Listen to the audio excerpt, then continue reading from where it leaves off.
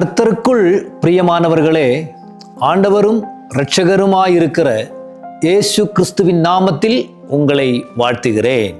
இந்த நல்ல காலையில் நேரத்திலும் நீங்கள் நலமாய் இருக்கிறீர்கள் என்று நான் விரும்புகிறேன். நான் கர்த்தருக்குள் மகிழ்ச்சியாய் இருக்கிறேன். இன்று உங்களோடு பேசும்படி கர்த்தர் எனக்கு கொடுத்திருக்கிற வார்த்தை எரேமியா தீர்க்கதரிசியின் புஸ்தகம் 1ஆம் அதிகாரம் அதன் 8வது வசனம். நீ அவர்களுக்கு பயப்பட வேண்டாம், உன்னை காக்கும்படிக்கு நான் உன்னுடனே இருக்கிறேன் என்று கர்த்தர் சொல்லி, நீ பயப்பட வேண்டாம், நான் உன்னுடனே இருக்கிறேன் என்று கர்த்தர் சொல்கிறார். நாம் வாழ்க்கையிலே அநேகர் நம்மோடு கூட இருக்கிறேன், கடைசி வரை இருப்பேன் அப்படின்னு நிறைய பேர் நம்மளை பார்த்து சொல்றாங்க.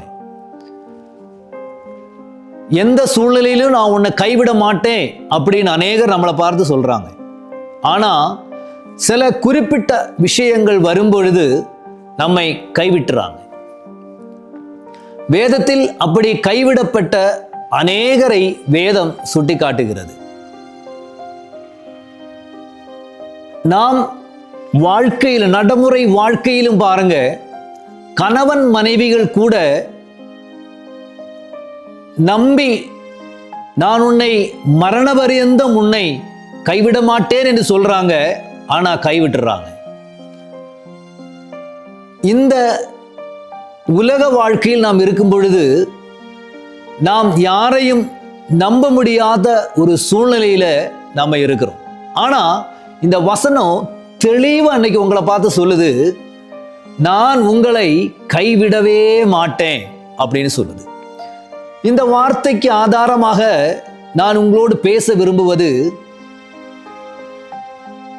அநேகர் இயேசு கிறிஸ்துவின் மரணத்தை குறித்து பேசும் பொழுதும், அவர் மரித்து அவர் அதோடு முடிந்திருந்தா இந்த வார்த்தைக்கு அர்த்தமே இருந்திருக்காது. அவர் சொன்ன வார்த்தையின்படி 3வது நாள் உயிர்த்தெழுந்தார் என்று வேதம் சொல்கிறது. உயிர்த்தெழுந்த தேவன் இப்படியாக சொன்னார், நான் இருக்கிற இடத்தில் உங்களை சேர்க்கும்படி நான் சீக்கிரம் வருவேன் என்று சொன்னார். என்னை கேட்கிற தேவனுடைய பிள்ளைகளே, இன்று நம்மை கைவிடாத இருக்கிற ஒரே ஒருவர் நாம் ஆண்டவர் மட்டுமே. அவர் எந்த சூழ்நிலைகளிலும் நம்மளை கைவிடுவதில்லை. நாம் எந்த விஷயத்தை குறித்து நாம் அவதிப்பட்டாலுமே ஆண்டவர் நம்மளை அரவணைத்துக் கொண்டே, வசனத்தின்படி நம்மளை தேற்றிக் கொண்டே இருக்கிறார். இன்று நீங்கள் ஒருவேளை கைவிடப்பட்ட நிலையில நீங்க இருக்கிறீங்களா?